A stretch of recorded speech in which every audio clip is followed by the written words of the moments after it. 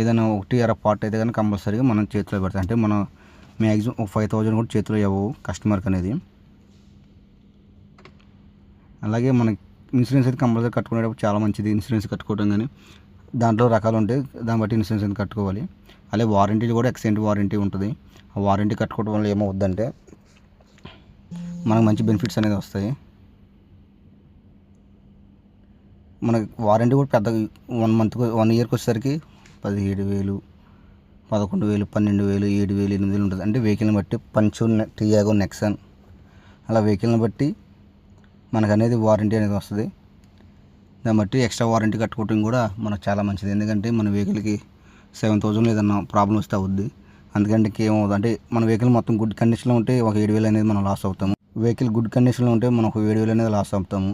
లేదంటే కనుక మనకి ఏదైనా చిన్న ఎఫెక్ట్ వచ్చినా కానీ ఆ 7,000 మొత్తం కవర్ అవుతాయి. దాన్ని బట్టి ఎక్స్ట్రా వారంటీ కట్టుకోవడం కూడా చాలా మంచిది.